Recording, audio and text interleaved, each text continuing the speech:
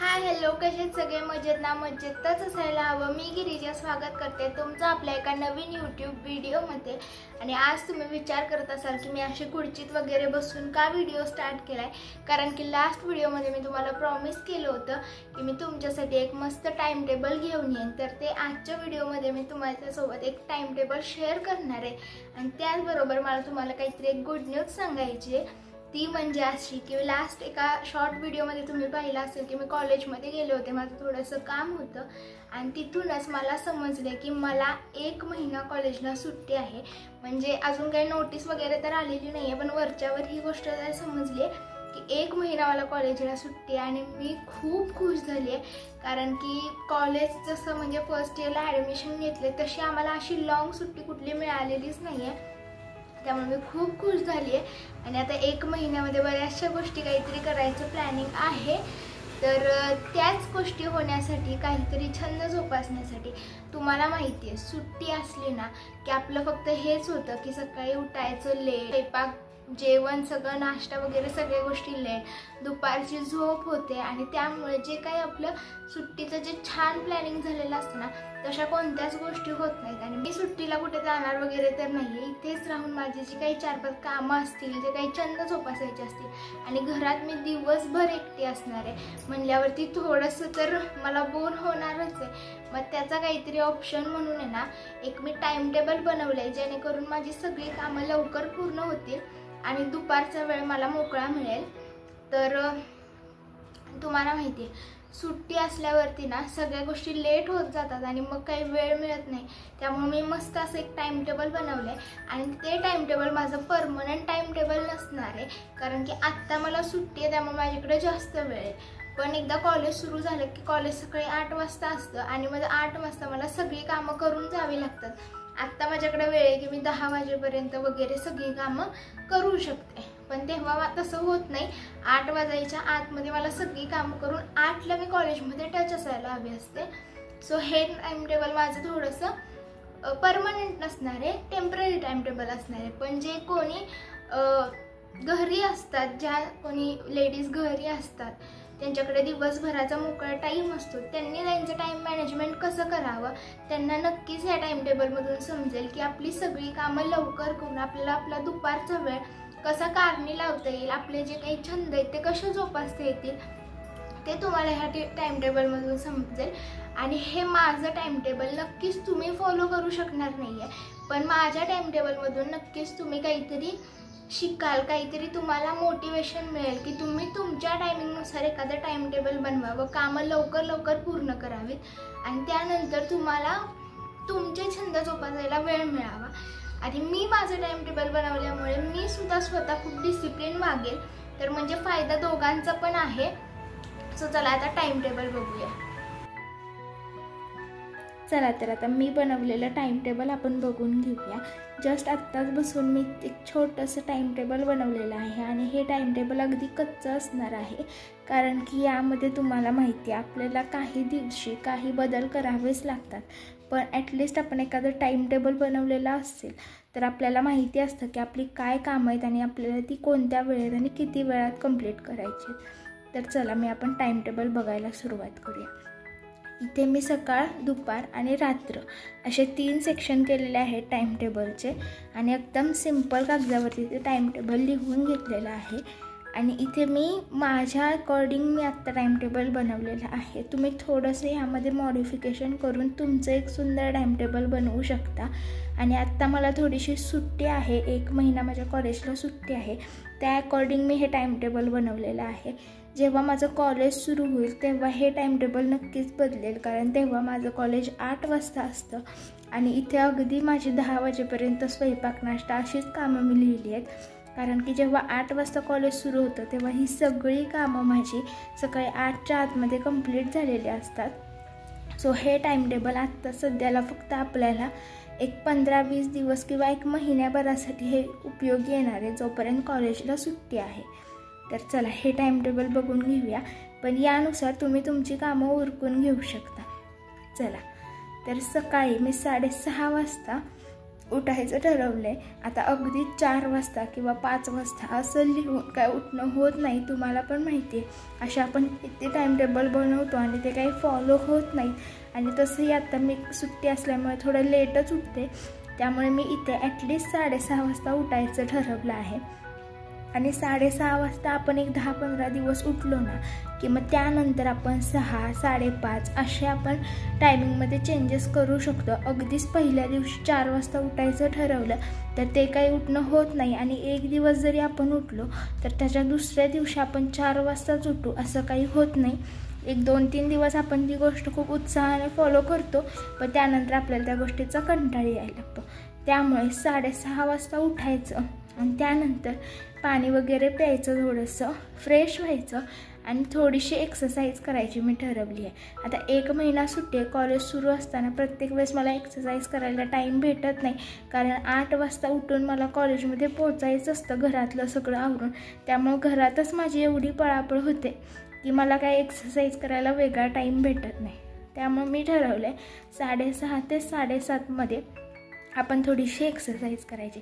आता तुमच्या टायमिंगनुसार तुम्ही हे टायमिंग थोडंसं आधी करू शकता जर तुम्ही वर्किंग वुमन असाल, किंवा जर तुम्ही कुठे बाहेर तुमच्या घरातली मुलं किंवा तुमचे मिस्टर जर बाहेर जात असतील तर त्यानुसार तुम्हाला थोडंसं लवकर उठावं लागत असेल तर त्यानुसार तुम्ही तुमचं टाईमटेबल थोडंसं चेंज करू शकता.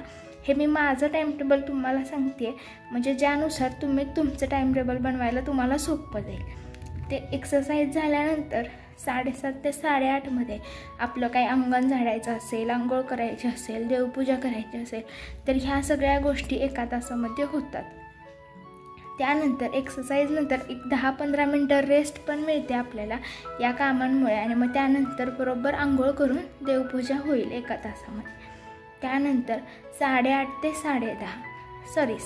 ते 10 त्या टायमिंगमध्ये माझा नाश्ता आणि स्वयंपाक बनवून झालेला पाहिजे.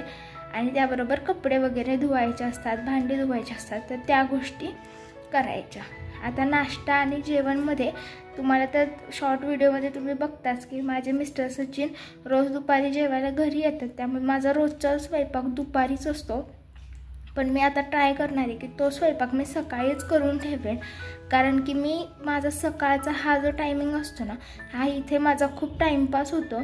आणि त्यानंतर नेमकं दुपारी जेव्हा माझी महत्त्वाची काही कामं करायची असतात तेव्हा मी स्वयंपाक करत बसते. त्यामुळे मी असा विचार करते की 10च्या आतमध्ये आपली सगळी कामं कशी उरकता येतील याचा आता मी विचार करायचा आहे.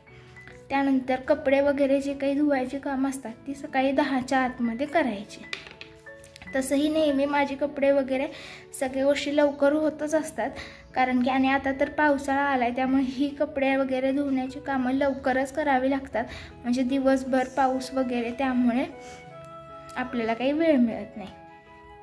त्यानंतर घर साफसफाईचं काम मी थोडंसं लेट ठेवले 10 ते 11, कारण ते गेल्यानंतर घर मोकळं झाल्यानंतरच मला सगळी घराची साफसफाई करता येते, कारण मग ते जाऊपर्यंत काही घर साफसफाई वगैरे करायला टाईम भेटत नाही. घरात खूप पळापळ आणि गडबडच चालू असते.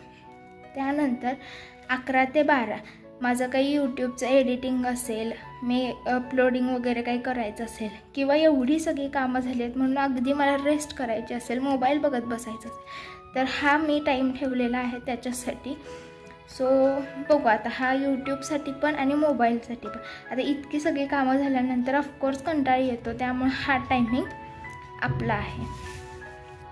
त्यानंतर दुपारी 12 वाजता 12च्या टायमिंगला बरोबर ते जेवायला घरी येतात, त्यामुळे मग 12 ते 1च्या दरम्यान जेवण आणि जेवणानंतर मग जे काही भांडी वगैरे धुण्याचं काम असतं, आवराआवरी असते किचनची, ती सगळी करायची. आणि त्यानंतर 1 ते 2 जर काही माझे व्हिडिओ म्हणजे यूट्यूबचे काही व्हिडिओ शूट करायचे असेल किंवा वीकली काही क्लिनिंग करायची असेल माझी, तर ती मी इथे करणार. आणि हा टाईम थोडासा जास्त आपला प्रोडक्टिव्ह टाईम असतो, म्हणजे माझ्यासाठी तरी. ही सगळी कामं झाल्यानंतर इथे रेस्ट झाल्यानंतर या टायमिंगला बरोबर आपण थोडंसं छान जेवण वगैरे झाल्यानंतर 1 तासभर आपण 1-1.5 तास चांगलं काम करू शकतो. आता इतकं सगळं काम झाल्यानंतर जेवण झाल्यानंतर सुट्टी आहे म्हणल्यावरती दुपारची झोप तरी येतेच, त्यामुळे 2:30 ते 3:30 पॉवर नॅपचा मी टाईम ठेवलेला आहे. त्यानंतर 4:30 ते 6 आता हा टाईम आता 3:30 ते 4:30 हा टायमिंग मी इथे काही लिहिलेला नाही आहे, कारण की ह्या सगळ्या कामांमध्ये कुठेतरी काही ना काहीतरी पुढे मागे होतच असतं, काही ना काहीतरी आपल्याला एक्स्ट्राचं काम लागतच असतं. त्यामुळे मी हा 1 तास इथं लिहिलेला नाही आहे. जे काही इथले राहिलेलं काम असेल किंवा जे काही एक्स्ट्रा काम लागेल ते 1 तासामध्ये आपण कवर करायचं. त्यानंतर 4:30 ते 6 हा माझा मी टाईम असेल. मग त्यामध्ये काही चहा प्यायचा असतो, झोपून उठल्यानंतर काय गार्डनिंगमधलं कामं असतात आणि गार्डनिंगची कामं मोस्टली संध्याकाळी करायला मस्त वाटतं. त्यानंतर काही झाडांना पाणी वगैरे घालायची कामं असतात. आता पावसाळा आहे त्यामुळे झाडांना पाणी घालण्याचा प्रश्न येत नाही, पण इतर वेळेस ह्या सगळ्या गोष्टी कराव्या लागतात. त्यामुळे हा संध्याकाळचा टायमिंग मी टायमिंग ठेवलेला आहे मी. त्यानंतर संध्याकाळी 6 ते 7 मी वॉकिंग असं लिहिलेलं आहे, कारण की मी असा विचार करते सकाळी एक्सरसाइज तर थोडीच होईल, पण वॉकिंग तर संध्याकाळी 1 तास वॉकिंग झालंच पाहिजे. आता पावसामुळे कितपत पॉसिबल होईल माहीत नाही, पण संध्याकाळी खूप कंटाळा आल्यानंतर मला खूप संध्याकाळचंच असं वाटतं की थोडंसं फिरायला वगैरे जावं, कुठेतरी चालत जावं. त्यामुळे संध्याकाळचा हा टायमिंग मी टायमिंग म्हणून वॉकिंगसाठी ठेवलेला आहे. जर तुमच्या घरामध्ये कोणी लहान मुलं वगैरे असतील तर तुम्हाला माहिती आहे हा सगळा टायमिंग त्यांचा नाश्ता, खाणं पिणं, अभ्यास घेणं या सगळ्या गोष्टींमध्ये जातो. आता माझ्याकडे तसा काही प्रश्न नाही आहे, त्यामुळे माझी कामं खूप लांब आहेत आणि माझ्याकडे जास्त माझ्यासाठी स्वतःसाठी वेळ राहतो. त्यानंतर संध्याकाळी 7 ते 8 पुन्हा संध्याकाळचं जेवण बनवायचं. त्यानंतर 8 ते 9 जेवण करायचं. किचनची काय आवराआवरी असते रात्रीची ती करायची. दुसऱ्या दिवशीचं स्वयंपाकाची काही तयारी असते ती करायची. रात्रीचं किचन क्लिनिंग असतं ते करायचं, कारण की रात्री जर किचन क्लिनिंग करून ठेवलं तर दुसऱ्या दिवशी आपल्याला स्वयंपाक करायला आणि सकाळी हे रुटीन फॉलो करायला खूप जास्त सोपं जाईल. त्यामुळे हा रात्रीचा 1 तास जेवण करून झाल्यानंतर हा आपल्यासाठी खूप जास्त महत्त्वाचा आहे आणि इथंच आपल्याला सगळी क्लिनिंग वगैरे करून ठेवायचे. त्यानंतर रात्री 9 ते 10 बुक रीडिंग करायचं आहे. आता मी ठरवलं आहे रोज ॲटलिस्ट 10 पानं तरी मी कोणत्या तरी पुस्तकाची वाचन जोपर्यंत सुट्टी आहे तोपर्यंत. त्यामुळे मी इथं 9 ते 10 हा टायमिंग बुक रीडिंगसाठी ठेवलेला आहे. त्यानंतर संध्याकाळी 10 वाजता झोपायचं आहे. आता जर संध्याकाळी मी 10 वाजता झोपले ना तरच सकाळी मला 6:30 वाजता जाग येईल. त्यामुळे रोज संध्याकाळी रात्री 10 वाजता बरोबर झोपण्याचा मी प्रयत्न करेन आणि म्हणजे सकाळी मला 6:30 वाजता उठून एक्सरसाइज करणं पॉसिबल होईल.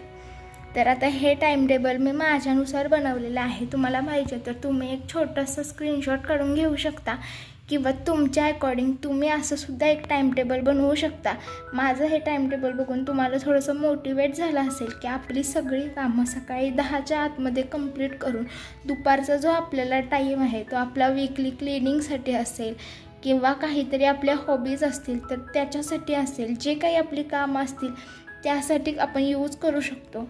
आपण असा विचार करायचा नाही की आपल्याला सुट्टी आहे तर दिवस आहे आपल्याकडं कामासाठी, मग पूर्ण दिवसभर आपण कामं घेऊन बसलो ना तर आपले जे हॉबीज असतील, आपले जे काही छंद वगैरे असतील ते आपल्याला जोपासायला अजिबात वेळ मिळणार नाही. त्यामुळे हे टाईम टेबल बनवायचं, त्यानुसार सगळी कामं करायची, म्हणजे आपल्याला दुपारचा टायमिंग बरोबर कामासाठी आणि आपल्या स्वतःसाठी मिळू शकतो.